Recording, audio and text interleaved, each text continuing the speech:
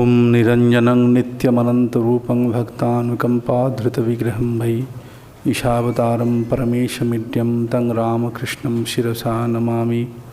यथाग्निर्दहिका शक्ति रामकृष्णस्थिता हिय सर्वविद्यास्वरूपान्तां शारदां प्रणमाम्यहं। नमः श्रीयतिराजाय विवेकानन्दसूरये सच्चित्सुखस्वरूपाय स्वामिने तापहारिणे कालिन्दीफुल्लकमले माधवेन क्रीडारत ब्रह्मानंद नमस्तुभ्यं सद्गुरु लोकनायक योगानंद प्रेमानंद ये चान्य चैव पार्षदा रामकृष्णगतप्राणा सर्वांस्तान् प्रणमाम्यहम्।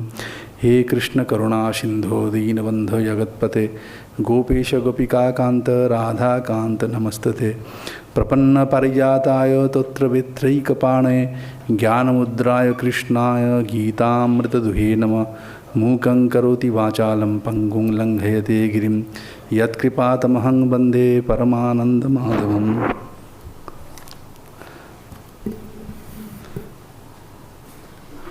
কদিন আগেই শুভ জন্মাষ্টমী গিয়েছে। আজকে আমরা ভগবান শ্রীকৃষ্ণের যে দিব্য জন্ম কথা, সেই দিব্য জন্ম কথা আলোচনা করব। দেখুন, ভগবান যখন মনুষ্য শরীর ধারণ করে আসেন, কখনো মর্ত্য শরীর ধারণ করে পৃথিবীতে অবতীর্ণ হন, নিজেই প্রতিজ্ঞা করেছেন তো, यदा यदा हि धर्मस्य ग्लानिर्भवति भारत অভ্যুত্থানম অধর্মস্য তদাত্মানং সৃজাম্যহম বলেছেন। তো তখন যখন মর্ত্য শরীর অবলম্বন করে অবতীর্ণ হন, তার যে জন্ম, সেই জন্মটা কিন্তু প্রাকৃত মর্ত্য লোকের যারা অধিবাসী, প্রাকৃত মর্ত্য যে শরীর, প্রাকৃত মর্ত্য যে জন্ম, তার থেকে কিন্তু আলাদা হয়। ভগবানের জন্ম কিন্তু লৌকিক যে নিয়ম, লৌকিক যে রীতি, লৌকিক যে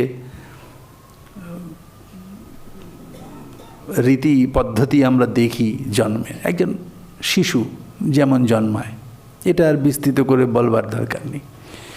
কিভাবে একটা মর্ত্য শিশুর যে একটা মর্ত্য দেহ, সাধারণ মনুষ্যের যে শরীর, সেটা কিভাবে তৈরি হয়, সেটা লৌকিক কিভাবে তৈরি হয় সেটা সায়েন্সই বলে, লৌকিক উপায়ে হয়।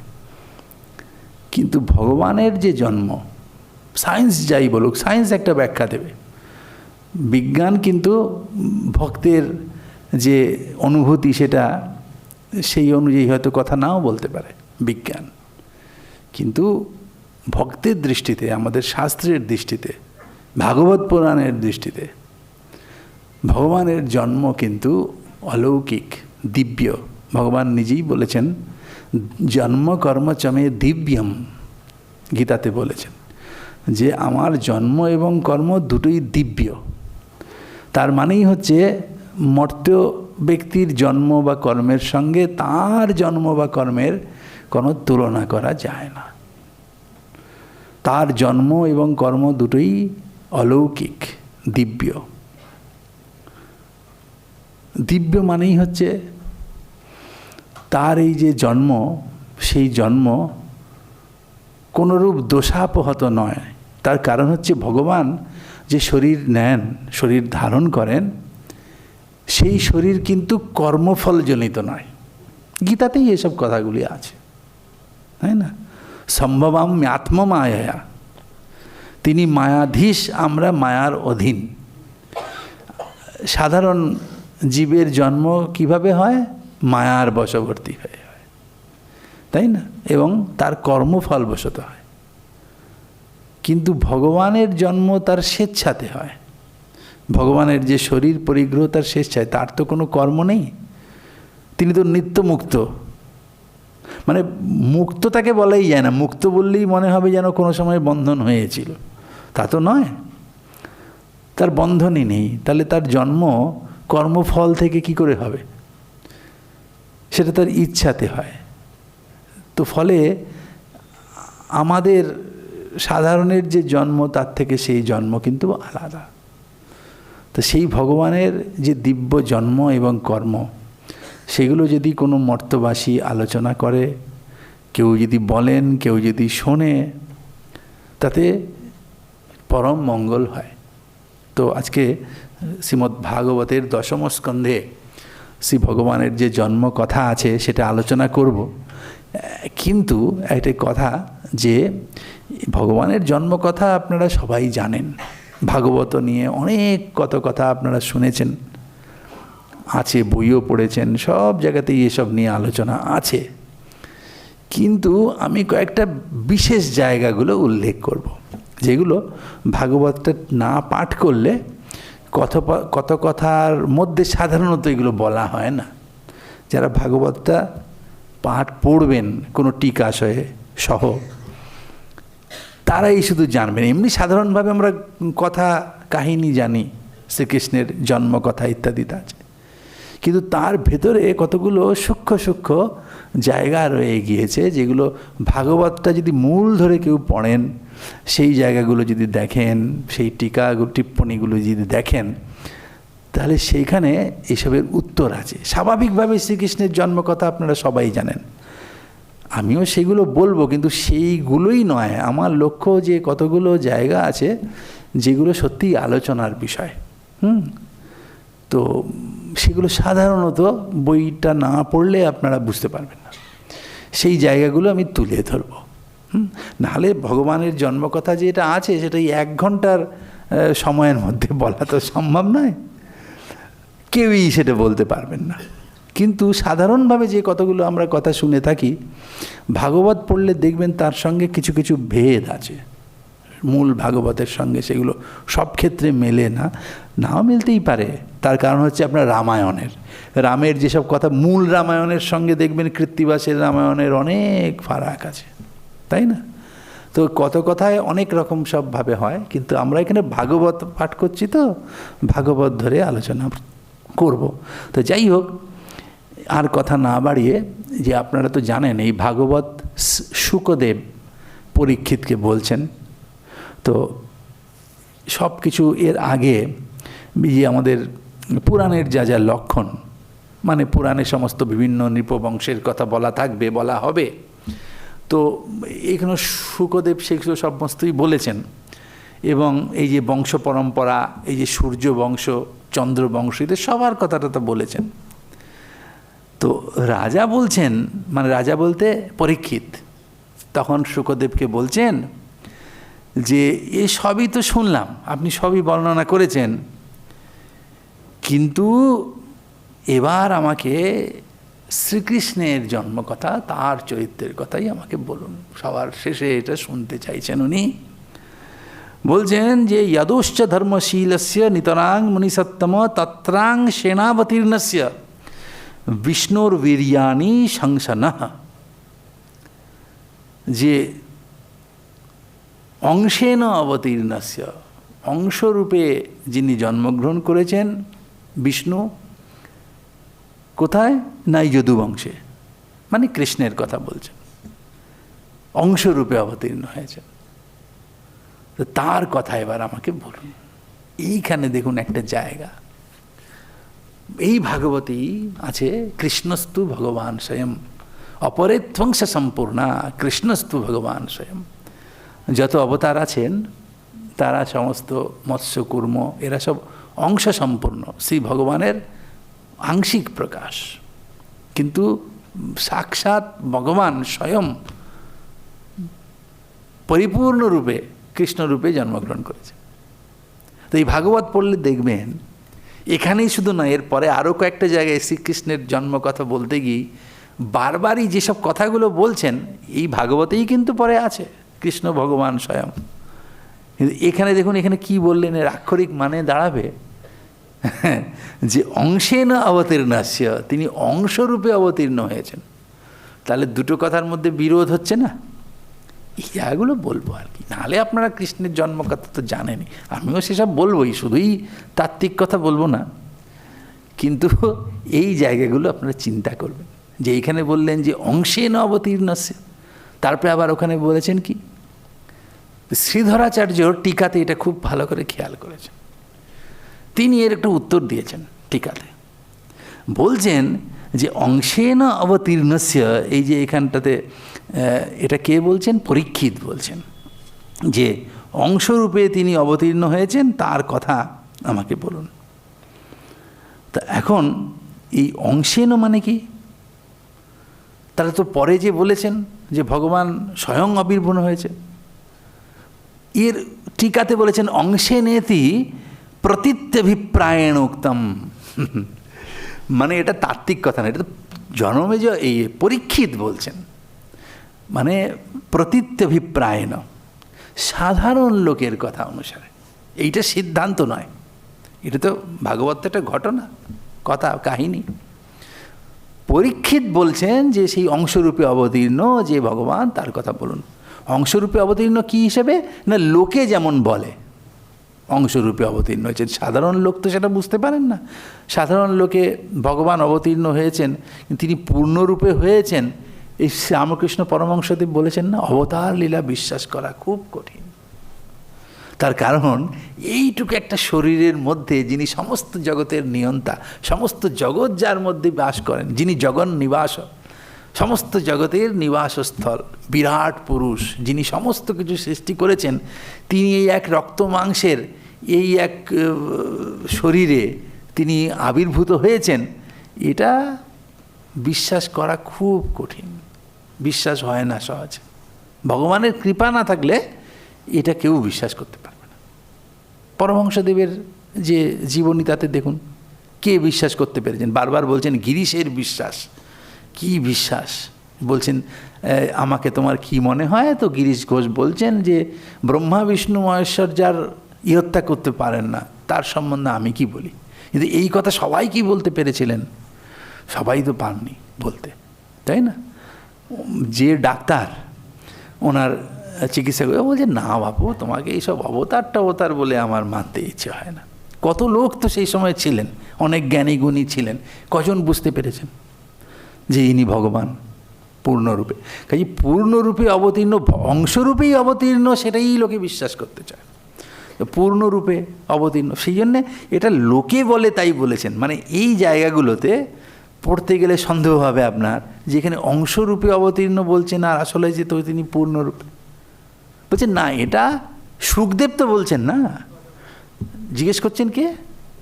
পরীক্ষিত। তিনি তো আর জ্ঞানী নন, পূর্ণ জ্ঞানী নন, তিনি সাধারণ জিজ্ঞাসু, মুমুক্ষুই বলতে পারি। তো তিনি যেমন শুনেছেন, দেখেন, শোনেন, সেই হিসেবে এই কথা বলেছেন।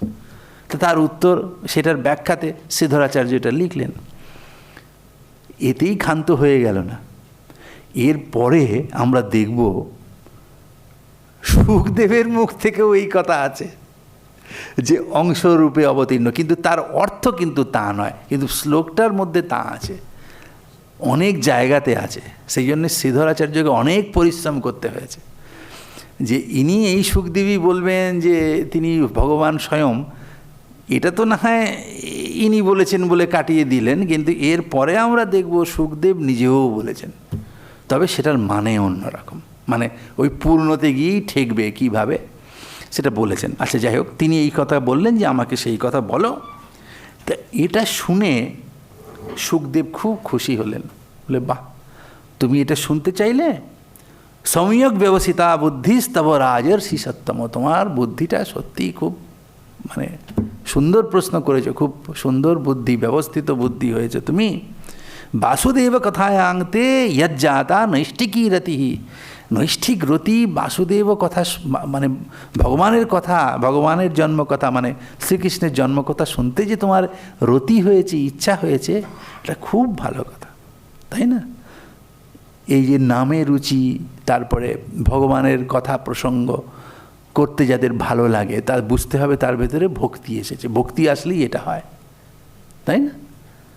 অনেক মহাপুরুষ তাই বলেছেন। আমরা নারদীয় ভক্তি সূত্র যদি দেখেন, সেখানেও তাই আছে যে ভক্তের ভগবানের কথা শুনতে ইচ্ছে হয়, ভগবত কথা ছাড়া আর অন্য কোনো কথা নেই। শ্রী রামকৃষ্ণ দেবেরও ভগবত কথা ঘুরিয়ে ফিরিয়ে হাসি ঠাট্টা করছেন, সেই ঘুরিয়ে ফিরে সেগুলো সেই ভগবত কথাতেই এসে ঠেকছে, অন্য কথাতে না। কেন না, ভক্তের স্বভাবটাই সেরকম হয়ে যায়। তা তিনি বলছেন যে ঠিকই আছে, খুব ভালো। বাসুদেব কথা প্রশ্ন পুরুষাং স্ত্রীন পুনাতি হি বক্তারং পৃচ্ছকং শ্রোত্রিন তৎপাদ সলিলং যথা। যে ভগবানের পাদসলিল, বা ভগবানের পাদসলিল মানে গঙ্গা, বিষ্ণুপাদ প্রসূতা, সেই গঙ্গার স্তোত্রের মধ্যে আছে যে তুমি বিষ্ণুর চরণ থেকে নিঃসৃত হয়েছ। তো সেই গঙ্গা যেমন সকলকে পবিত্র করে, তাই না, ঠিক সেই রকম এই বাসুদেব কথা প্রশ্ন সেটা কি করেন না, পুরুষ এবং স্ত্রী সবাইকে পবিত্র করে। যিনি বক্তা, যিনি বলছেন, যিনি পৃচ্ছক, সেই জানতে যিনি ইচ্ছা প্রকাশ করছেন, এবং এরা দুজন বাদ দিয়ে অন্যরা যারা সেটা শুনছেন, একজন প্রশ্ন করেন, একজন বলেন, অন্যরা অনেকে প্রশ্ন করেন না কিন্তু শোনেন, এই সবাইকেই পবিত্র করে। তা আমরাও পবিত্র হব, একদিনে পবিত্র হব না, এগুলো সব দিনই, মানে একদিনেই, আজকে তো পবিত্র হবই, রোজই মনন করলে, অনুধ্যান করলে রোজই পবিত্র হবে। তো এই কথা বললেন, বলে তিনি এই জন্মকথা শ্রীকৃষ্ণের ব্যাখ্যা করতে বসলেন। তা এখন এই আপনারা সবাই জানেন, এই কথা এখানেই আছে যে এই বসুদেব তিনি কি করলেন না, তিনি এই দেবকীকে বিবাহ করলেন, করে তিনি দেবকীকে বিবাহ করে দেবকীকে তিনি নিয়ে যাবেন তার ঘরে, তিনি রথে আরোহণ করেছেন। এগুলো সব বিস্তৃত কথা এখানে আছে, আপনারাও জানেন, সেগুলো আমি বলছি না। তো তিনি গেছেন এবং উগ্রসেনের পুত্র যে কংস, তো উগ্রসেনের পুত্র কংস, যিনি দেবকীর জ্যেষ্ঠ ভ্রাতা, তা তিনি কি করলেন, উগ্রসেন সুতঃ কংস স্বসুপ্রিয় চিকিৎসয়া রশ্মিন হয়ানং জগ্রাহ রৌকময়ী রথশতৈর্বৃত। অনেক রথ সঙ্গে নিয়ে আরও অনেক লোকজন, বাজনা বাদ্য সব লোক লস্কর নিয়ে যাচ্ছেন, এবং যেখানে তার ভগিনী এবং ভগিনীপতি আছেন, তিনি স্বয়ং সেই রথের ঘোড়ার লাগাম ধরে যাচ্ছেন। তো আপনারা সেসব তো জানেনই, দৈববাণী হলো, তিনি আনন্দে নিয়ে যাচ্ছেন, বোনকে খুব স্নেহ করেন। কি বললেন যে অস্যাস্ত্বাম অষ্টমো গর্ভ হন্তায়াং ভসে বুধ। হে অবুধ মানে মূর্খ, অস্যাস্ত্বাম অষ্টমো গর্ভ হন্তা ইয়াং ভসে বুধ। হে মূর্খ, তুমি ইয়াং ভসে, তুমি যাকে, যে তোমার ভগিনী যাকে বহন করছো, এর অষ্টম গর্ভ তোমার ঘাতক, মানে তোমাকে বধ করবে। এইটা শুনেই তো শ্রীকৃষ্ণ, এই আমাদের কংসের মাথা খারাপ হয়ে গেল যে আরে বাবা, তার সে কী করলো না, ইত্যুক্ত সখল পাপো ভোজানাঙ্কুল পাংসনঃ ভগিনীং হন্তুমারব্ধ খড়গপানি কচে গ্রহিত। তার চুল ধরে, কচে অগ্রহিত, তার চুল ধরে খড়গপানি তাকে বধ করতে চায়। তো এই হচ্ছে ব্যাপার। যারা আসুরি সম্পদ সম্পন্ন, তাদের যে আসুরি ভাবগুলো, তাদের ভেতরেও কিন্তু সত্য আছে। আপনারা সাংখ্য দর্শন যদি দেখেন, পুরোপুরি তামসিক ভাবাপন্ন লোক কি পুরোপুরি রাজসিক ভাবাপন্ন লোক হয় না, বা সাধারণ যারা সাত্ত্বিক আমরা বলি, তার মধ্যে যে কিছুই তামসিক ভাব সাধারণের মধ্যে থাকে না, রাজসিক ভাব থাকে না, তা না, সবার মধ্যেই সবটা থাকে, তাই না? সাত্ত্বিক পুরুষেরও কখনো কখনো ব্যামোহ হয়, যেগুলো সাত্ত্বিক সত্যগুণের কর্ম নয় সেগুলোও সে করে বসে কখনো কখনো। তার মানে যখন সে ক্রিয়াপর হয় তখন রজগুণ, তাতে যখন তামসিক কাজও কিছু করে বসে তামসিক। সেরকম যে তামসিক বা রাজসিক গুণযুক্ত, তার মানে যে রাজসিক ব্যক্তি বা তামসিক ব্যক্তি, রজ বা তম যার মধ্যে তম বেশি আছে, তার মধ্যে সত্য থাকে না তা না, থাকে, কিন্তু ওই যে যুদ্ধ তম আর সত্যের মধ্যে হলে অনেক সময় তমই জিতে যায়।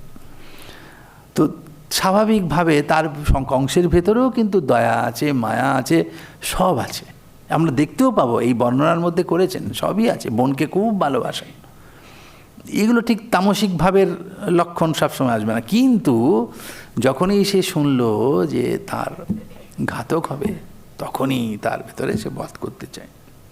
তখন বসুদেব তাকে অনেক করে বোঝালেন। বসুদেব কিন্তু যার সন্তান হয়ে ভগবান জন্মগ্রহণ করবেন, তো তিনি তো আর সাধারণ লোক হবেন না, তাই না? তারও কিছু গুণ থাকার উচিত, থাকবেই। ভগবান যার তার বাড়িতে এসে জন্মগ্রহণ করেন না। মর্তে যখন ভগবান জন্মগ্রহণ করবেন তখন মর্তলোকে তার যে পিতা মাতা, তার আবার পিতা মাতা কি, তিনিই সকলের পিতা মাতা, কিন্তু মর্তলোকে যখন লীলা করবেন তখন তার যে পিতা মাতা হবেন তিনি তো যে কেউ হবেন না, তাই না? ভগবানের সব কিছুই দিব্য, তার জন্ম হবে যার তার ঘরে না। তিনি যদি কাউকে বিবাহ করেন তিনি সাক্ষাৎ শক্তি, তাই না? তো শ্রী মা বলেছিলেন না যে ভগবান ঠাকুর যদি ভগবান হন আমি কি ঘুটে কুড়ুনি, ঘুটে কুড়ুনি কি বিবাহ করবেন? করবেন। তার সবই দিব্য। তো মা বাবার ক্ষেত্রেও তাই, যে কেউ না। বসুদেবও সাত্ত্বিক ভাবাপন্ন, ঋষি তুল্য, দেবকীও সেরকম মা। আমরা সব অবতারেই দেখি। আপনি জেসাসের ক্ষেত্রে চলে যান, তার যে পিতামাতা, তার যে মা মেরি, তিনি তো দেবী রূপেই পূজিত হন এখনো, তাই না? তারই শক্তি সব ক্ষেত্রে, সমস্ত অবতারের ক্ষেত্রেই আমরা সেটা দেখি। শ্রী ঠাকুরের যে পিতা ক্ষুদিরাম চট্টোপাধ্যায়, তার কীরকম সত্যে আট, এবং কারুর প্রতি কোনো ক্ষোভও নেই। যে জমিদার মিথ্যা সাক্ষ্য দিতে বললেন, এত ভয়, কিচ্ছু ভয় পেলেন না, একদম বললেন চলে যেতে, চলে গেছেন আনন্দে, তাকে কোনো সাপসাপান্ত করেননি, চলে গেছেন বেরিয়ে। তো এইরকম বসুদেবেরও মধ্যেও সেই সব সাত্ত্বিক গুণ আছে। যাই হোক, তিনি দেখলেন যে এটা তো খুব অন্যায় হচ্ছে, তিনি ওকে মানে কংসকে অনেক করে বোঝালেন যে দেখো মৃত্যু কোনো না কোনো একদিন হবে। তা এখন এর অষ্টম গর্ভে যে জন্মাবে সে তোমাকে হত্যা করবে, এটা শুনলে কোনো বিচার বিবেচনা না করেই মৃত্যু যদি হওয়ার হয় সবারই একদিন হবে, কারু আগে কারু পরে, কিন্তু সেটার জন্য তুমি তোমার যে প্রাণপ্রিয়া, প্রাণ থেকেও, তোমার প্রাণের চেয়েও অধিক মূল্যবান যে বস্তু তোমার ভগিনী, তাকে তুমি কি করছো না, এই তাকে তুমি তার বিবাহ সকথং ভগিনী অন্যাত স্ত্রিয়ম উদ্বাহ কর্মণি উদ্বাহ পর্বণি, তার বিয়ের সময় তুমি তাকে হত্যা করে ফেলছো। তার তো বিবাহের উৎসব চলেছে, বিবাহ হয়েছে, এখনও তো আরও বিবাহোত্তর মঙ্গল অনুষ্ঠান বাকি আছে, তুমি তাকে হত্যা করছো, এই সমস্ত বললেন। কিন্তু সে কিছুতেই সন্তুষ্ট হবে না, না, প্রাণের ভয়। তো শেষে বসুদেব দেখলেন যে একে অন্য কোনোভাবে করা যাবে না, তা তিনি একটি প্রতিজ্ঞা করলেন। বললেন কি না, ন ইহাস্তে ভয়ং সৌম্য যদ্বৈ সাহা শরীরবাক পুত্রান সমর্পয়িষ্যস্যা যতস্তে ভয়মুত্থিতম। তার আগে কিছু কথা আছে। উনি চিন্তা করলেন বসুদেব, এই দেখুন যাদের দৈবী সম্পদ আছে তাদের বুদ্ধি কত স্থির হয়, যারা ভগবানের উপর বিশ্বাসী হন তাদের বুদ্ধি কত স্থির হয়। এর আগের কথাগুলো আমি আর এখানে পড়লাম না। এখানে যখন এই ভালো কথাতে কংস শুনলেন না, তখন এই বসুদেব বিচার করছেন যে দেখুন এর তো প্রাণ আমাকে বাঁচাতে হবে। তো এখন পুত্রায় প্রদায় মৃত্যবে পুত্রান মোচয়ে কৃপণামিমাম, তা স্ত্রীকে বলছেন। কৃপণামিমাং মানে তার প্রতি দয়াবশত বলছেন আর কি, যে এই যে যাকে আর কি হত্যা করতে যাওয়া হচ্ছে, বেচারি, সোজা কথা, যে এই বেচারি মানে এই দেবকীকে আমি কি রক্ষা করব কিভাবে? প্রদায় মৃত্যবে পুত্রান, আমি বরং মৃত্যুর হাতে পুত্রদের তুলে দিয়ে রক্ষা করব। আর এই যে পুত্র, আমার ভয় কি, যা কপালে আছে তাই হবে। যদি আমার যে পুত্র যারা জন্মাবে তাদের যদি মৃত্যু হওয়ার হয়, কংসের হাতে দিলেও হবে তাদের মৃত্যু, কংসের হাতে না তুলে দিলেও মৃত্যু হবে। আর যদি তাদের মৃত্যু না হওয়ার হয়, কংসের হাতে দিলেও মৃত্যু হবে না। কাজে এ তো বিধির বিধানে লেখাই আছে। কাজে আমি জোর করে বললাম না আমি আমার পুত্রদের দেব না, তাহলে তো এ দেবকীকে মেরেই ফেলবেন। কাজেই ভগবানের ইচ্ছাতে যা হওয়ার হচ্ছে, আমার তো তাতে কিছু করবার নেই, সেটাই হোক। তো পুত্র, আমি একটা কাজ করি যে পুত্রদের এর হাতে তুলে দিই। ভগবানের ইচ্ছায় সেই পুত্রদের যদি মৃত্যু হওয়ার হয় হবে, মৃত্যু যদি না হওয়ার হয় হবে না। তো তিনি বললেন কি যে না, তোমার কোনো ভয় নেই হে সৌম্য। বললেন সৌম্য বলে সম্বোধন করলেন, কিন্তু কংস যা সব কাজ করেছেন এগুলো তার সৌম্যত্বের কোনো পরিচায়ক নয়। তো বলছেন যে ঠিক আছে, যদ্বৈ সাহা শরীর বাক, অশরীর বাক, সেই অশরীর বাক যেমন বলেছেন, তো এর পুত্ররা তো তোমাকে, ওই অষ্টম গর্ভ তোমাকে না, আমি সমস্ত পুত্রকেই তোমার হাতে তুলে দেব। এবারে খুশি যে পুত্রান সমর্পয়িষ্যস্যা যতস্তে ভয়মুত্থিতম, তোমার যেহেতু ভয় উৎপন্ন হয়েছে, আমি এত করে বোঝালাম মৃত্যু কোনো না কোনো একদিন হবেই, তো সেটাতে তুমি খুশি নাও। তা তুমি এক কাজ করো, তোমার এর থেকে, দেবকীর থেকে তোমার কোনো ভয় নেই, কারণ দেবকী তো তোমাকে মারবে না, মারবে তার পুত্রদের থেকে, তো পুত্রদের আমি তোমার হাতে তুলে দেব, কোনো চিন্তা নেই। তো এই হলো কথা। তারপরে যথারীতি কংস কি হলো না, এই এতে খুশি হলো যে ঠিক আছে। কংস এতে খুশিই হলেন, মানে দেবকীকে আর কিছু করলেন না। তারপরে কি হলো না, এরপরে তার পুত্র হলো। তো বসুদেব কিন্তু সেই পুত্রকে একদম যেমন প্রতিজ্ঞা করেছেন, সেই কুমারকে নিয়ে কংসের হাতে দিলেন। এই যে দেখুন, এই যে আসুরি সম্পত্তি, আসুরি ভাব কংসের মধ্যে আছে, কিন্তু দেখুন ভেতরে সত্যও আছে। কংস তখন দেখে বলছেন যে এই যে সুন্দর একটি কুমার, তো একে দেখে, এবং বসুদেবের এই কথা, এই যে সত্য রক্ষা, কোনো ক্লেশ করে আনতে হয়নি। বসুদেব নিজেই সেই পুত্রকে নিয়ে তার কাছে গেছেন। কংস খুব প্লিজড, খুব খুশি যে বাবা কি সুন্দর আমার কাছে নিয়ে এসেছে। এবং পুত্রের এই রূপ দেখে কংসস্তুষ্ট মনা রাজন প্রহসন্নিদম অব্রবীত, মানে সুখদেব ব্যাখ্যা করছেন যে হে রাজন মানে পরীক্ষিত। এরপরে কংস কি করল না, অত্যন্ত তুষ্ট হয়ে প্রতিয়াতু কুমার ওয়ম নৈহস্মাদস্তি মে ভয়ম, এর থেকে তো আমার কোনো ভয় নেই, তুমি প্রতিজ্ঞা করেছো সবকে আমার হাতে তুলে দেবে, আমি খুব খুশি তুমি যে তাকে নিয়ে এসেছো, কিন্তু এর থেকে তো আমার ভয় নেই, অষ্টম গর্ভ থেকে তো ভয়।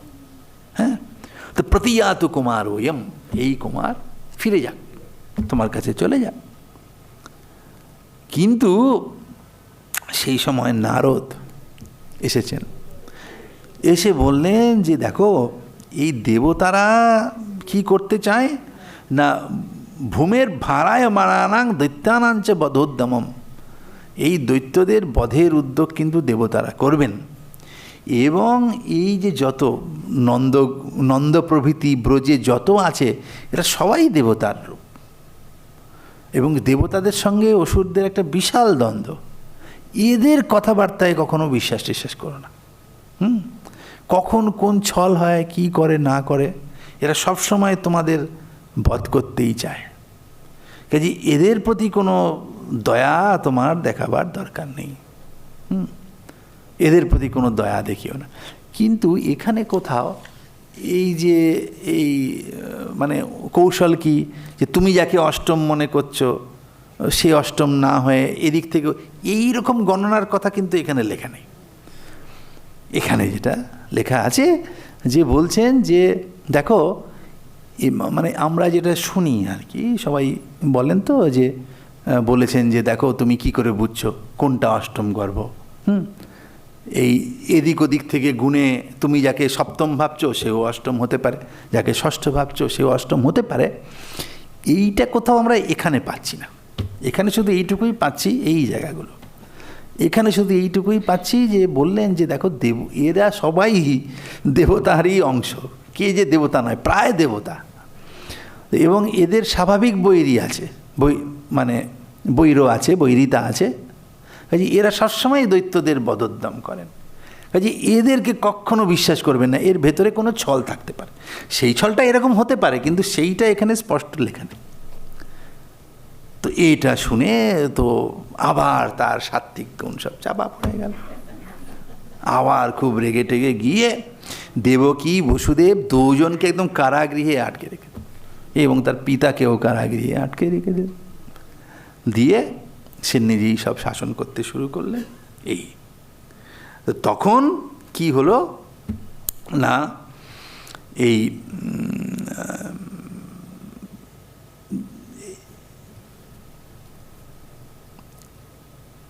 সমস্ত এই পৃথিবী, তো যাই হোক, তো এখন এইরকম যখন হলো, তখন এই 6জন পুত্রকে, এই দেবকীর 6 পুত্রকেই কংস কিন্তু হত্যা করলেন। তারপরে সপ্তম বৈষ্ণবং ধাম যমনন্তং প্রচক্ষতে গর্ভো বভুব দেবক্যা হর্ষ শোক বিবর্ধন। হর্ষ শোক বিবর্ধন সপ্তম গর্ভ হল। আচ্ছা, এর আগে কিছু কথা আছে। এই দৈত্যদের অত্যাচারে অত্যন্ত পীড়িতা এই পৃথিবী ভগবানের কাছে মানে আবেদন করেছিলেন তাকে উদ্ধার করবার জন্য। তো ভগবান তখন বলেছিলেন যে আমি ওখানে যাব, জন্মগ্রহণ করব, সমস্ত কথা আগাম কি হবে বলে দিয়েছিলেন। এবং মহামায়া, বিষ্ণুর মায়া ভগবতী ইয়া সম্মোহিতম জগৎ, এই ভগবানের জন্মকথার সঙ্গে ভগবতীরও জন্মকথা। দুর্গাপুজোই আসছে সামনে, দেবী পক্ষ। তো ভগবানও মানে দেবীও মানে ভগবতী, যে মহামায়া দুর্গা, তিনিও কিন্তু এই মর্ত শরীর অবলম্বন করেছিলেন। তো ভগবানের যে লীলা কার্য তাতে সহায়তা করবার জন্য তো সেখানে তিনি বলেছেন যে সেই মহামায়া তিনি আসবেন। তো এখানে সেইটা আমরা স্পষ্ট দেখছি যে এই সপ্তম যে গর্ভ হলো, সেই গর্ভে কে আসলেন না, বিষ্ণুরই অংশভূত যে অনন্তনাগ যার সহস্রফণা, সেই অনন্ত সেখানে জন্মগ্রহণ করলেন, গর্ভ হল। তা ভগবান অপি বিশ্বাত্মা বিদিত্বা কংসচং ভয়ম যদূনাং নিজনাথানাং যোগমায়াং সমাদিশত। ভগবান দেখলেন তার লীলায় সহায়তা করবার জন্যই অনন্ত আসছেন, তার অগ্রজ হয়ে, যিনি বলরাম হবেন আর কি। তো এখন কংস তো তাকে মেরেই ফেলবে, তাই না? তো এখন ভগবান যোগমায়াকে আদেশ দিলেন কি, গচ্ছদিবি ব্রজং ভদ্রে গোপ গোভীরলঙ্কৃতম রোহিণী বসুদেবস্য ভার্যাস্তে নন্দ গোকুলে। সেখানে এই রোহিণী বসুদেবের আরেক ভার্যা, নন্দ গোকুলে আছেন। তো তুমি একটা কাজ করো, এই দেবক্যা জঠরে গর্ভং শেষাখ্যং ধাম মামকম তৎসন্নিকৃষ্য রোহিণ্যা উদরে সন্নিবেশয়। বলছেন যে তুমি এক কাজ করো, এই যে সপ্তম গর্ভ তাকে নিয়ে সেই রোহিণীর গর্ভে স্থাপন করো, রোহিণীর গর্ভে তুমি স্থাপন করে দাও। তো একে গর্ভ সংকর্ষণ বলে। এক গর্ভ থেকে আরেক গর্ভে স্থাপন করলেন। এও দিব্য লীলা। বলরামও তো ভগবানের অবতার। এগুলো সাধারণ জন্মে এরকম সম্ভব হয় না। এবং অনেক যারা বৈষ্ণব মহাপুরুষ, এই যেটা কথা একটু আগেই আমি হিন্টস দিয়েছি বলবো, এই যে ভগবানের যে শরীর, শ্রীকৃষ্ণই বলুন, যত অবতার পুরুষ বলুন, এদের শরীর কিন্তু অপ্রাকৃত শরীর। শুক্র শনিতা আদি সংস্পর্শে মেলনে যে আমাদের সাধারণ মনুষ্যদের শরীর হয় সেরকম শরীর নয়। সায়েন্স এটাকে বলবে না, হয়তো মানবে না, বলে এটা আবার হয় নাকি, কিন্তু ভক্তরা বলবে, আমাদের শাস্ত্র বলবে যে এই ভগবানের শরীর কিন্তু অপ্রাকৃত শরীর। এইখানে কিন্তু শুক্র শনিত সম্বন্ধ নেই। ভগবানের ইচ্ছা মাত্রই, ওই যে বলেছেন সম্ভবাম্য আত্মমায়া, তিনি ইচ্ছা মাত্রেই এটা করতে পারেন, ইচ্ছা মাত্রেই তার শরীরটা উৎপন্ন হয়। এটা কোনো কর্মজন্য শরীর নয়, তার ইচ্ছাতে উৎপন্ন হয়। এবং এইরকমই জিনিস যে এইখানে তিনি এই গর্ভে, হ্যাঁ, কোনো মাতৃজঠরে তিনি ঢুকেছেন, যেমন ভ্রূণ মাতৃজঠরে উৎপন্ন হয় শুক্র শনিতা আদি সংস্পর্শে মানে মেলনে, এখানেও শুধু জঠরেই থাকা, এইটুকুই জাস্ট, কিন্তু ওইভাবে উৎপত্তি নয়। এই জন্য অপ্রাকৃত শরীর বলা হয়। তার কারণ হচ্ছে যে এই যে স্বাভাবিক শরীর, পিতা মাতা তাদের কামনা থেকেই তো, এই জন্য এগুলো সব কামজ শরীর, তাই না? পিতা মাতার যা সব কামজ শরীর, কেন পিতা মাতার শুক্র শনির থেকে এই যে শরীর উৎপন্ন হয়, ওই জন্যে মা বাবার, এইটা সায়েন্স তো বলি, জিনগত সব ধর্ম আসে, এমনি আধ্যাত্মিকভাবেও বা আমাদের শাস্ত্রভাবেও বলেছে মা বাবা যেমন হয় পুত্র সেরকম হয়। তো ভগবানের শরীর তো তা হওয়ার কথা নয়, তিনি তো কোনো কর্মফলবশত আসেন না, তাই না? সাধারণ লোকের জন্ম কেমন হয়, আমি যেমন কর্ম করেছি পরের জন্ম আমার ঠিক ওই রকম, আমার যেমন জন্ম হবে, আমি যদি একজন সাধু হই তাহলে এমন মা বাবার ঘরে আমি যাব যারাও সেরকম সাত্ত্বিক, তাদেরও মানে শরীরের উপাদানে আমার শরীর তৈরি হবে, সেখানে তাদের ভাবগুলো আমার মধ্যে আসবে। ভগবানের তো সেটা নয়। এরকম খারাপ করতেও তাই, যে যদি খুব পাপী দুষ্ট হয় তো তার ওই রকমই সে দুষ্ট মা বাবা চয়ন করবে, তাদের শরীর থেকে তার শরীর উৎপন্ন হবে, সেখানে ওই সব ভাবগুলো আসবে কর্ম অনুযায়ী। ভগবানের তো তা হওয়ার কথা নয়, তাই না? তো সেই জন্যে তার শরীর কখনো ওই শুক্র শনিত সম্পর্ক জন্য নয়, দিব্য, ওই জন্যে এই দিব্য ভাব। তো এখানেও সেইটাও এরকমই হয়, এখানে শুধু খালি গর্ভরূপে থাকা, এইটুকুই যা। কেন? ওটাও তো ভগবান ইচ্ছা করলেই নাও করতে পারেন, গর্ভে না থেকে সরাসরি সামনেই আবির্ভূত হয়ে যেতে পারতেন। তো সেটা হলে যে লীলা চলবে না, তাই না? লীলা মানে সাধারণ লোককে বলে, সবার লোক তো জেনেই যাবে, তার মানে এরে বাবা, এই পুত্র তো কোনো গর্ভে হলো না, বাইরেই হয়েছে, তার ভগবত্তা তো সবাই জেনেই যাবে, তাই না? সেই জন্যে ওইটুকু অবলম্বন করতে হয় যে জঠরে এই ছিল। কিন্তু ওটা কিভাবে হলো, সাধারণ লোকে ভাববে সাধারণ পুত্রের মতোই তার জন্ম, পুত্রকন্যার মতো, সেইটা আর কি লীলা করবার জন্য করেছেন, নাহলে ভগবান সবই করতে পারত। তা এখন এই সপ্তম যে গর্ভ, সেটাকেও ওখানে রোহিণীর গর্ভে চলে গেল। এই তো তারপরে আরও একটা বলেছেন যে অথাহম অংশভাগে না দেবক্যা পুত্রতাং শুভে প্রাপ্স্যামি ত্বং যশোদায়াম নন্দপত্ন্যাং ভবিষ্যসি। তুমি যশোদার, নন্দের পত্নী যশোদা, তার গর্ভে তুমি জন্মাবে, মানে তুমি শরীর অবলম্বন করবে, আর আমি দেবক্যাম অংশভাগে ন। এই দেখুন আবার, এটা কিন্তু পরীক্ষিত বলছে না, কে বলছেন? সুখদেবী ব্যাখ্যা করছেন, তিনিও বললেন অংশভাগে না।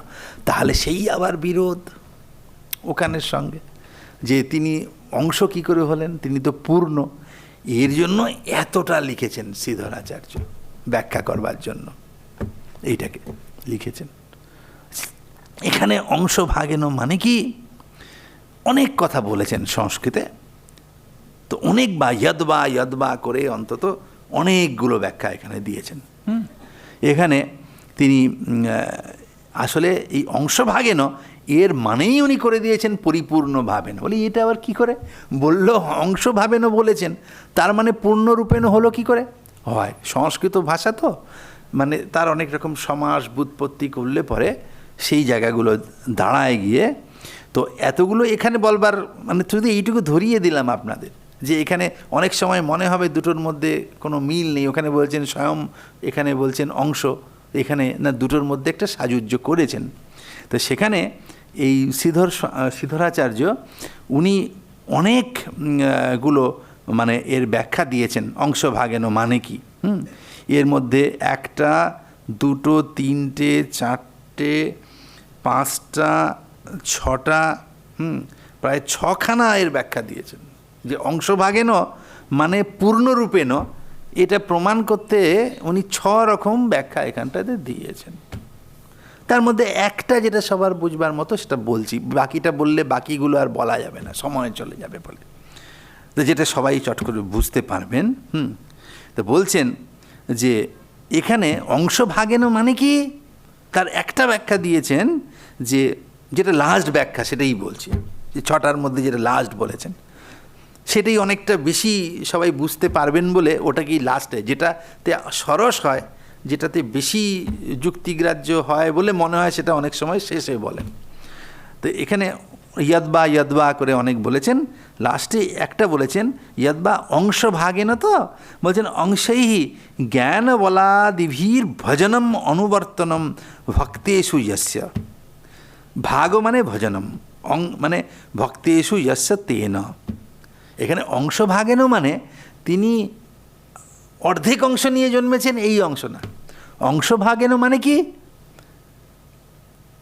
অংশ মানে জ্ঞান বলাদিভি, ভগবানের মধ্যে বহু, ভগবান স্বয়ং সম্পূর্ণ, কিন্তু ভগবানের মধ্যে যেসব গুণ আছে, ভগবানের মধ্যে যে এই অনেক কিছু গুণ আছে, সেই গুণের ভজন তো ভক্ত করেন। তো বলছেন অংশৈর জ্ঞান বলাধিভি ভজনম অনুবর্তনম ভক্তেষু যস্য। তো ভক্তদের অনেক রকম রূপ হয়, সব ভক্ত তো সমান হয় না, এক এক ভক্তের এক এক রকম জ্ঞান, এক এক রকম সামর্থ্য, সব ভক্তের সমান সামর্থ্য, এই জন্য ভক্তের মধ্যে উত্তম, মধ্যম, অবর অনেক রকম ভাগ আছে, তাই না?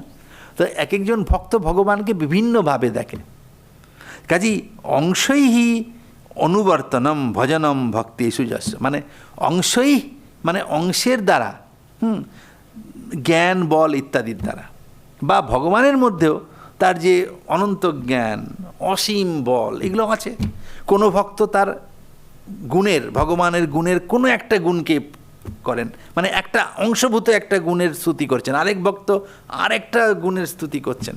কাজেই অংশই ভাগঃ মানে ভজনম যস্য, মানে অংশ তো যার ভজন হয়, তার মানে এটা তিনি অংশরূপে জন্মেছেন, এই অর্থে অংশভাগেন নেওয়া চলবে না, এই অর্থে নিতে হবে, তাহলে তো ঠিকই আছে।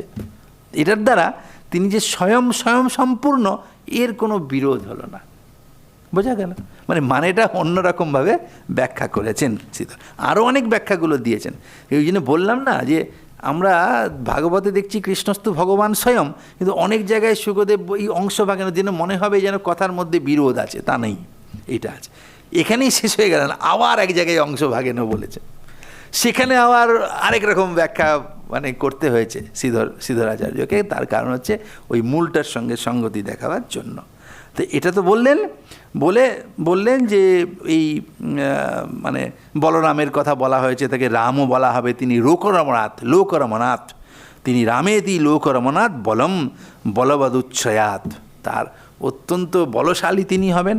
কাজেই তাকেই সাক্ষাৎ বলদেব, বল বলা মানে সাক্ষাৎ শক্তি, সমস্ত শক্তি যেন তার মধ্যে মূর্ত হয়েছে, তাকে বলও বলা হবে অথবা রামও বলা হবে, এরকম হবে। এই সমস্ত সব বললেন। তারপরেই সেই রকম যোগমায়াও তাই করলেন, চলে গেলেন, গিয়ে সেই রকম সব হলো, গর্ভকে ট্রান্সফার করে দিলেন, সংকর্ষণ করে সব করলেন, এসব হলো। তো তারপরে এইখানে এই ভগবান অপি বিশ্বাত্মা ভক্তানাম অভয়ঙ্কর, তিনি কি করলেন, সেই ভগবানও ভক্তানাম অভয়ঙ্কর, সেই ভগবান তিনিও কি করলেন, যে তিনি আবিবেশাংশভাগেন মন আনক দুন্দবে। আবার সুখদেব বলছেন যে ভগবানও চলে গেলেন তো যোগমায়া, তো ভগবানও তিনি বিশ্বাত্মা, তিনিও আবিবেশাংশভাগেন মন আনক দুন্দবে, তিনি সেই মনে গিয়ে আবির্ভূত হলেন। মন আবিবেশ মনসি আবির্বভুব। এই হচ্ছে কথা। মানে ভগবান তিনি কিন্তু এইখানে বলেছেন দুটো কথা, অংশভাগেন, তো সেখানেও আবার সমস্যা, সেই তো ভগবানকে স্বয়ং সম্পূর্ণ, তিনি পূর্ণ ভগবান কৃষ্ণ, তিনি আবার অংশভাগেন করলেন কেন? না, এখানে আবার শ্রীধরাচার্য আবার আরেক রকম ব্যাখ্যা দিয়েছেন যে অচ্যুতাংশম অচ্যুতাশ্চ্যুতিরহিতা অংশা ঐশ্বর্যাদয় যস্যতম। মানে যার অংশ, মানে অংশ আছে, যার অংশ আছে মানে ঈশ্বরের মধ্যে ওই ঐশ্বর্য আছে না, হ্যাঁ, অনেক অনিমা লঘিমা ইত্যাদি অনেক কিছু আছে তার মধ্যে। কাজে ঐশ্বর্যগুলোই ঐশ্বর্য প্রভৃতি ভগবান, তো তার মধ্যে ঐশ্বর্য থাকবে, ঐশ্বর্যস্য সমগ্রস্য বীর্যস্য যশস্বস্য জ্ঞান বৈরাগ্যশ্চৈব সন্নাং ভগ ইতিঙ্গনা, তাই না? সমস্ত ঐশ্বর্য তার মধ্যে, ভগ থাকবে। এই এই এই এই ছটা, ঐশ্বর্যস্য সমগ্রস্য বীর্যস্য, বীর্য থাকবে, যশ থাকবে, শ্রী থাকবে, জ্ঞান থাকবে, বৈরাগ্য থাকবে, এই ছটাই হচ্ছে ভগ। সেটা যার মধ্যে থাকে তিনি ভগবান। তাহলে ঐশ্বর্য প্রবৃত্তি হচ্ছে তার অংশ, এইভাবে অংশটা ধরেছেন, মানে তিনি ভগবানের একটা পার্ট এই অংশে, এইভাবে হবে না। মানে এখানে আবার অন্যরকমভাবে মানে এইটাই বলতে চাইছি যে এই সুখদেবী এক জায়গায় বলেছেন যে তিনি পরিপূর্ণ, আবার এখানে অংশ ভাগেনও বলছেন, তো কথার বিরোধটার সমাধান এইভাবে সমস্ত হয়েছে। কিন্তু আরেকটা জিনিস বলেছেন, যেটা আমি দিব্য জন্মের কথা বলছি ভগবানের, যে তিনি মন আবিবেশ মনসি আবির্বভুব। সিদ্ধাচার্য কি বলছেন? জীবানামিব ন ধাতু সম্বন্ধ ইত্যর্থ। সাধারণ জীবের মতো তিনি ধাতু সম্বন্ধে উৎপন্ন হননি। ধাতু সম্বন্ধ মানে শুক্র শনির সম্বন্ধে যে সাধারণের জন্ম হয়, পিতা মাতার যে শরীরের অংশ, তার থেকে যে সাধারণ জীবের জন্ম হয়, শুক্র শনির সম্বন্ধে ধাতু সম্বন্ধে যে উৎপন্ন হয়, সেই রকমভাবে ভগবানের শরীর হয় না। সেই জন্যের ভগবানের যে শরীর সেটা অপ্রাকৃত শরীর। এই যে এইখানটাতে সেটা বলেছেন যে তিনি আবিবেশাংশ ভাগেন মন আবিবেশ, তার এই সমস্ত মানে আবির্ভাব মানসী আবির্ভাব, তিনি মনে করলেই, ইচ্ছা করলেই তার সমস্ত কিছু হয়ে যায়। এখানে কার্যকারণ ভাব নেই। কার্যকারণ ভাব এইভাবে ঘটানো যায় না। ভগবানের সমস্ত কিছুই অলৌকিক না। জন্ম যেমন, আজকে আমরা জন্মের কথাই বলছি, কর্মের অলৌকিক মানে দিব্য কর্মের কথা শ্রীকৃষ্ণের এখানে আলোচনা করছি না, যদিও তার জন্মকর্ম দুটোই দিব্য, ভগবান গীতাতে বলেছেন জন্মকর্ম চমে দিব্যম। এখানে তার আমরা দিব্য জন্মের কথা বলছি। ভগবানের সব কিছু একটু আভাস শুধু দেওয়া যাচ্ছে যে ভগবানের সমস্ত কিছুই দিব্য। কেন বলা হচ্ছে অলৌকিক?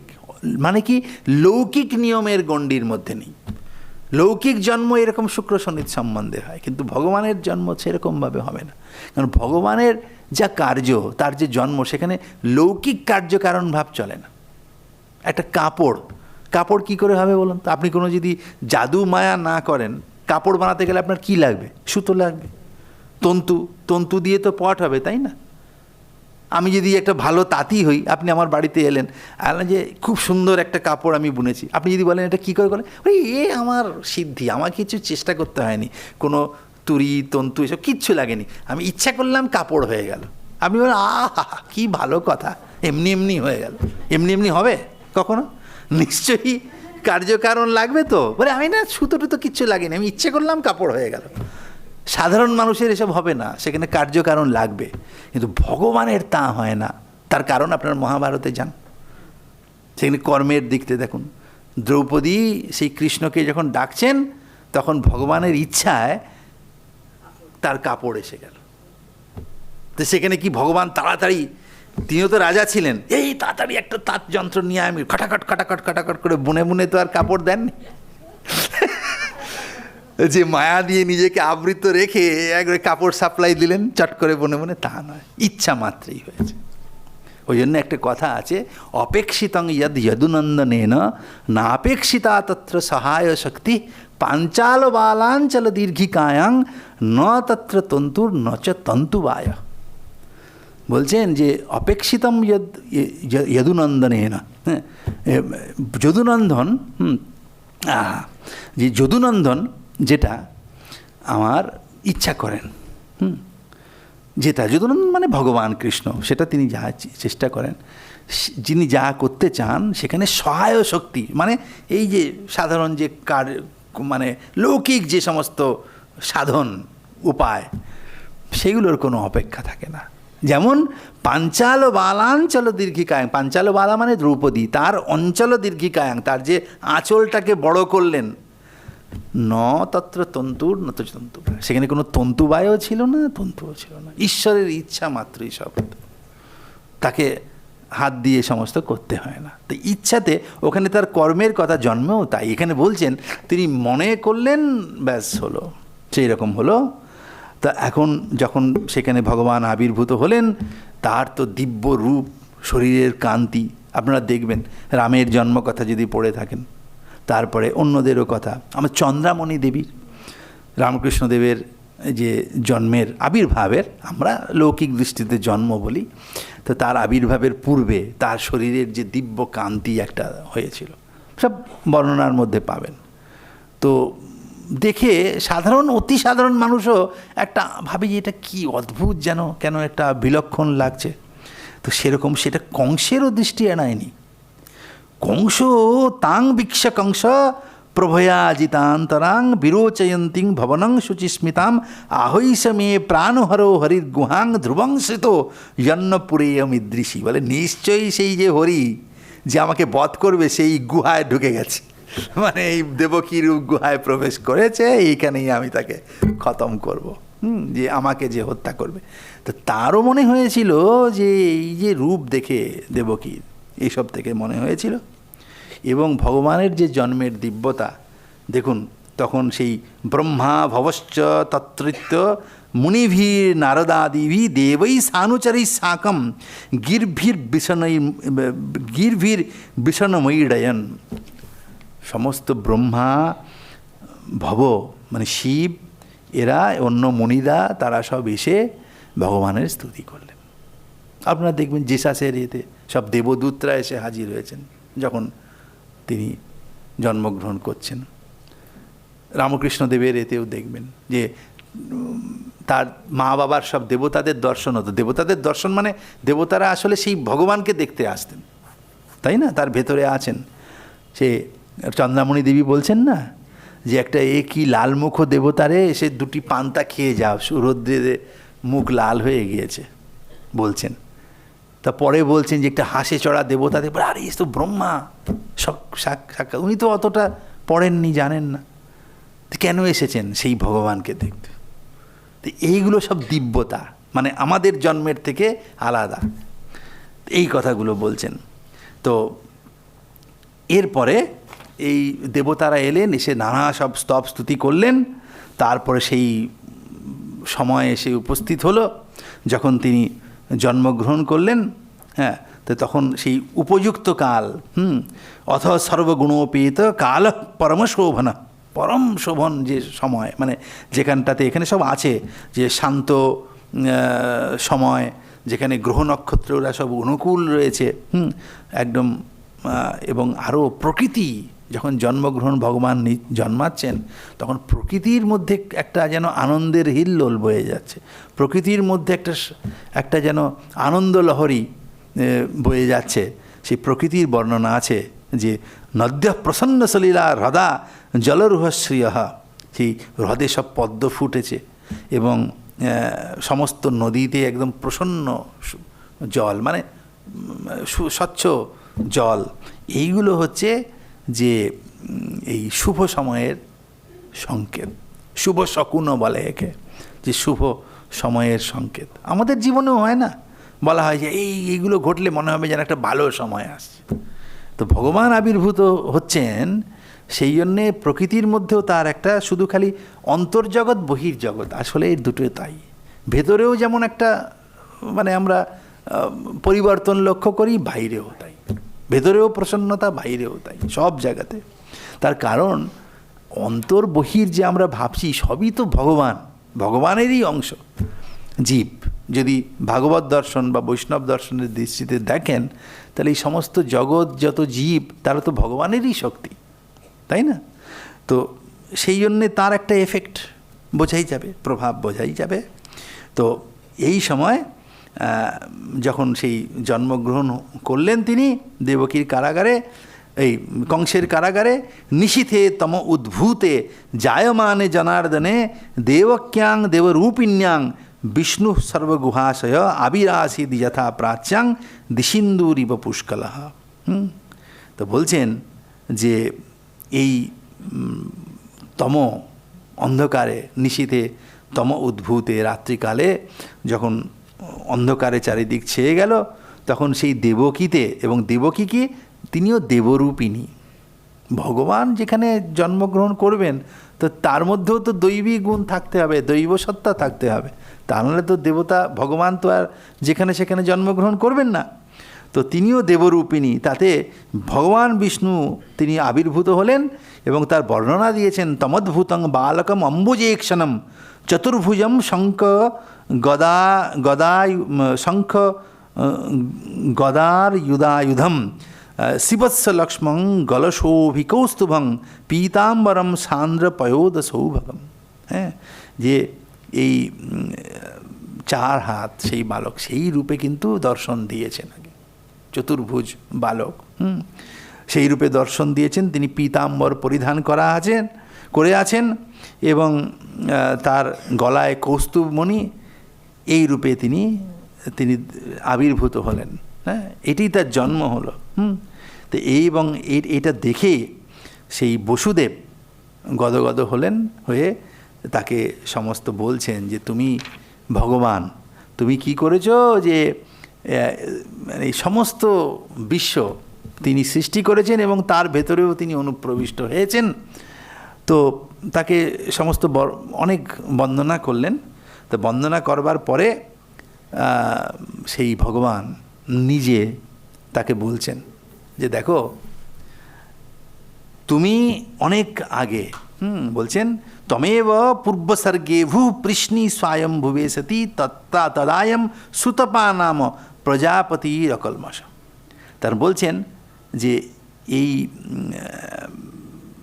যে তুমি পৃষ্ণি, পৃষ্ণি নামে এই স্বয়ংভুব মন্বন্তরে পৃষ্ণি নামে জন্মগ্রহণ করেছিলেন এবং সুতপা, এবং তুমি অত্যন্ত তপস্যা করেছিলে। তো তখন এই মানে এরা দুজনই পূর্বজন্মে ভগবানের তপস্যা করেছিল। তো ভগবান তাদের বর দিয়েছিলেন তাদের পুত্র হয়ে জন্মাবেন। এই প্রথম নয়, তার আগেও তাদের বিভিন্ন অবতার হয়েছেন, বামনাদি অবতার রূপে তাদের পুত্র রূপে জন্মেছেন ভগবান।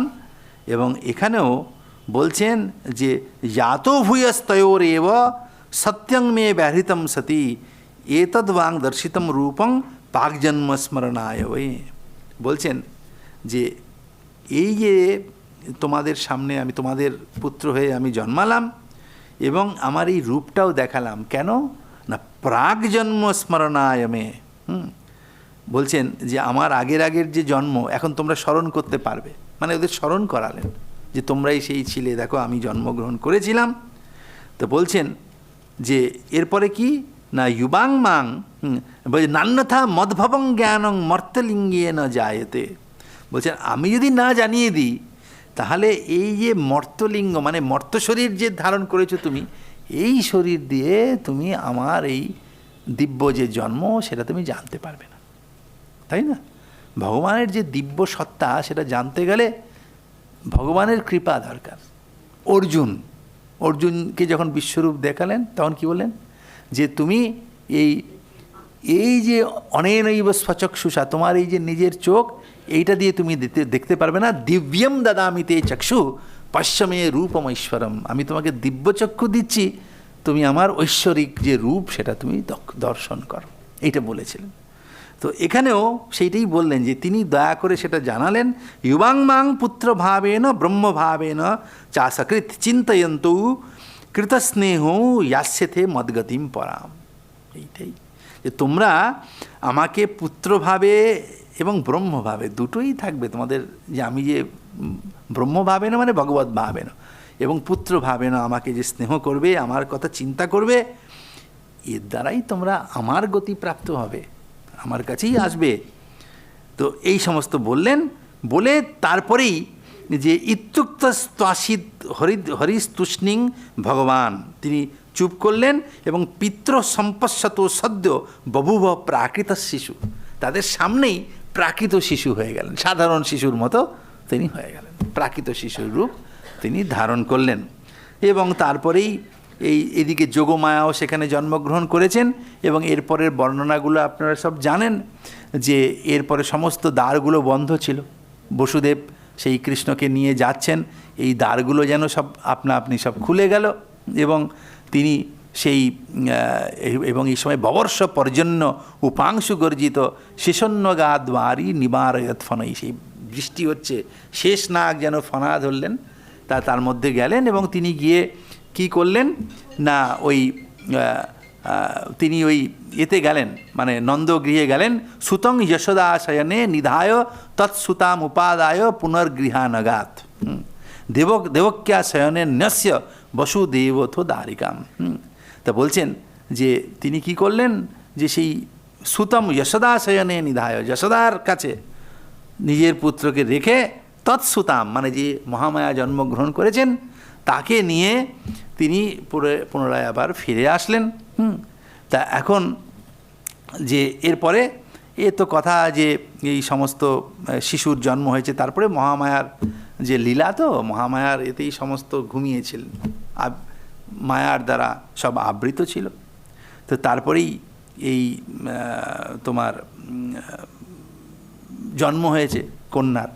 তো কংস এসেছেন, তো এসে কি করলেন যে এই যে উপগুহ্যাত্মজামি এবং রুদত্যা দীন দীনবৎ ইয়াতিতস্তাং বিনির্ভৎস্য হস্তাদ আচিচ্ছেদে খলহা। এখন যাই হোক বলছেন এই দেবকী সেই তাকে তো দিতে চাচ্ছেন না সেই কন্যাকে, কিন্তু জোর করে কংস তার হাত থেকে তাকে নিলেন, নিয়ে তাং গৃহীত্বা চরণয়োর জাতমাত্রাং শ্বশুশ্রুতাম মানে ভগিনীর কন্যাকে নিয়ে অপথয়ৎ শিলা পৃষ্ঠে স্বার্থোন্মূলিত সৌহৃদ। এই যে কথা, এগুলো আমাদের সংসারের কথা। কারোর সঙ্গে সৌহৃদ আছে, বলছেন যে দেখো তাকে নিয়ে তার পা ধরে তাকে শিলাপৃষ্ঠে আছাড় মারলেন। কীরকম না, কেন এটা করলেন? সে তো তার, আমরা যাকে ভাগ্নি বলি, মানে ভগিনীর কন্যা, তার প্রতি তো একজন মাতুলের স্নেহ থাকবে, আত্মীয়, একটা সম্পর্ক আছে। এই সমস্ত সৌহৃদ উঠে গেল, এইটাই হয়। বলছেন বিশেষণ দিয়েছেন কি স্বার্থোন্মূলিত সৌহৃদ। এটা শুধু কংসের নয়, আমাদের সবার বিশেষণ। সংসারে এই জিনিস হয়, সংসার পুরো অসার। আজকে আপনি যাকে ভাবছেন যে আপনার বন্ধু, আপনার পুত্র, আপনার কন্যা যেন আপনার জন্য প্রাণ দিয়ে দেবে, তা নয়। যেই স্বার্থতে আঘাত লাগবে বিসর্জন দিতে 1 সেকেন্ড লাগবে না। এই যে বলছেন স্বার্থোন্মূলিত সৌহৃদ, নিজের স্বার্থ রক্ষার জন্য সমস্ত তার যে সৌহৃদ, তার যে মানে ভাগ্নির প্রতি তার যে স্নেহ সব ভুলে গেলেন, কোন ভগিনীর প্রতি যে স্নেহ সব ভুলে গিয়ে সেটা করলেন। এবং সাতধ্বস্তাৎ সমুৎপত্য সদ্য দেব্যম্বরঙ্গতা অদৃশ্যতানুজা বিষ্ণু সায়ুধাষ্ট মহাভুজাতি। সঙ্গে সঙ্গে তার হাত থেকে বেরিয়ে সেই দেবী ওপরে অম্বরে চলে গেলেন এবং অষ্টাদশ ভুজা হলেন। হয়ে তার সব বর্ণনা আছে, দিব্য মালা ইত্যাদি গন্ধ ইত্যাদির দ্বারা ভূষিত তার শরীর, এবং তার হাতে ধনু, শূল, চর্ম, অসি সমস্ত আছে। এই সব রূপ ধারণ করলেন এবং তিনি কি বললেন, কিংময়া হতয়া মন্দ জাতক খলু তমান্তকৃত যত্র ক্বা পূর্বশত্রুর মা হিংসি কৃপণান বৃথা। বলছেন এই যে একটা কথা, এটা আপনারা সবাই জানেন যে তোমারে বধিবে যে গোকুলে বাড়িবে সে, এইসব ভাগবতে লেখা নেই। এইগুলো সব লোকের কথায়, ভাগবতে আপনি খুঁজেও পারবেন না। আচ্ছা, ভগবতী কি এত বোকা হবেন? তোমারে বধিবে যে গোকুলে বাড়ি বলে দেবেন যে গোকুলেই তিনি আছেন? কোনোদিন বলে? কোনোদিন বলেননি। এগুলো এমনি লোককথায় শুনি, অনেকে সেসব বলেন যে তোমারে বধিবে যে গোকুলে বাড়ি এসেছে, কিন্তু ভাগবতে এই কথা নেই। এটা কখনো বলবে না। বলে কেন দেবেন ঠিকানাটা? শুধু এইটুকুই বলেছেন যে তোমাকে যে বধ করবে সে জন্মে গেছে। কোথায় জন্মেছে সেটা ভগবতী বলেননি। বলছেন যে কিং ময়া হতয়া মন্দ, হে মন্দ মূর্খ, আমাকে মেরে কি হবে? জাতক খলু তবান্তকৃত, তোমার অন্তকৃত, তোমার বধ যিনি করবেন তে জন্মে গেছেন তিনি। কাজেই এই যারা মা হিংসী কৃপণান বৃথা, কৃপণান মানে যারা বেচারি, সাধারণ যে সমস্ত শিশু বা সাধারণ যে, তাদেরকে তুমি মেরো না। তোমাকে যে মারবে তাকে তুমি মারতে পারবে না, কাজেই সাধারণ অন্যদেরকে তোমার মেরে কি হবে। তো এই কথা তিনি বলে অন্তরিত। তো আজকে আমাদের সময়ও শেষ হয়ে গেছে। তো এইভাবে ভগবান জন্মগ্রহণ করলেন। তো তার পূর্ণ আবির্ভাব তিথি চলে গিয়েছে, কিন্তু তার রেশ রয়ে গিয়েছে, এবং রোজ দিনই ভগবানের আবির্ভাব ভক্তের হৃদয়ে। কাজেই আমরা এইটুকু বলেই আজকে শেষ করলাম। আজকে ভগবানের দিব্য জন্মকথার স্মরণ মনন হলো। তার কৃপা আমাদের সবার উপর বর্ষিত হোক, এই প্রার্থনা করে এখানেই শেষ করছি। ওম স্থাপকায় চ ধর্মস্য সর্বধর্মস্বরূপিণে অবতার বরিষ্ঠায় রামকৃষ্ণায় তে নমঃ। হে কৃষ্ণ করুণা সিন্ধো দীনবন্ধু জগৎপতে গোপীশ গোপিকা কান্ত রাধাকান্ত নমস্তে।